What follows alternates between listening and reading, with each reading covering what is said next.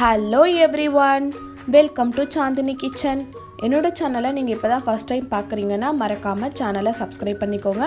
கூடவே இருக்க பெல் பட்டனையும் ப்ரெஸ் பண்ணிக்கோங்க. இன்றைக்கி நம்ம பார்க்க போகிற recipe bakery style choco cookies. இது ரொம்ப டேஸ்ட்டாக இருக்குங்க. வெளியில் க்ரன்ச்சியாகவும் உள்ளே சாஃப்டாகவும் இருக்கும். இது எப்படி பண்ணுறதுன்னு பார்க்கலாம் வாங்க, வீடியோக்குள்ளே போகலாம். இப்போ ஒரு பவுலில் நான் 1 கப் மைதா மாவு சேர்த்துக்கிறேங்க. 1 டீஸ்பூன் பேக்கிங் பவுடர் தலை தட்டி எடுத்துக்கணும். குமிச்ச மாதிரி எடுக்காமல் தலை தட்டி எடுத்துக்கணும். கரெக்டாக சொல்லணும்னா 2 கிராம் இருக்குங்க. இதில் 1/8 டீஸ்பூன் சால்ட்டு சேர்த்துக்கிறேன். இப்போ இதை நல்லா ஜல்லிச்சு எடுத்துக்கலாம். பேக்கிங் பண்ணும்போது எப்பயுமே ஜல்லிச்சு தான் சேர்த்துக்கணும். இப்போ இதில் 1/4 கப் கொக்கோ பவுடர் சேர்த்துக்கிறேன். இப்போ இதை நல்லா மிக்ஸ் பண்ணிக்கலாம். இப்போது ட்ரை இன்க்ரீடியன்ட் ரெடி ஆகிடுச்சு. வெட் இன்க்ரீடியன்ட் ரெடி பண்ணிடலாம். நான் ஒரு பவுலில் 100 கிராம் வெண்ணெயை உருக்கி சேர்த்துருக்கேங்க.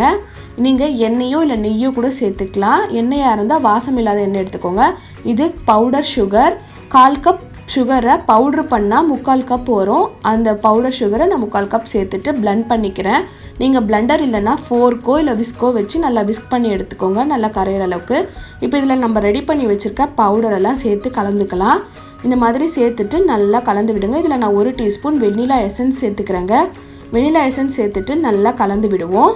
இப்போ இந்த மாதிரி நல்லா கலந்து விட்டுடலாம். இப்போ நான் இதை நல்லா கை வச்சு பிசைஞ்சு எடுத்துக்கிறேங்க. லேசாக அழுத்தம் கொடுத்து நம்ம பிசைஞ்சு எடுத்துக்கலாம். அவ்வளோதான், ரெடி ஆயிடுச்சு. பாருங்கள், சாஃப்ட் டோ ரெடி ஆயிடுச்சு. இப்போ இதை நம்ம குக்கீஸ் பண்ண ஆரம்பிச்சிடலாம். நம்ம அவனை ப்ரீஹீட் பண்ணிக்கணும். நான் 180 டிகிரி செல்சியஸில் 15 நிமிஷத்துக்கு ப்ரீஹீட் பண்ணிக்கிறேன். இப்போ பேக்கிங் ட்ரேயில் பட்டர் ஷீட் போட்டு வச்சுருக்கேங்க.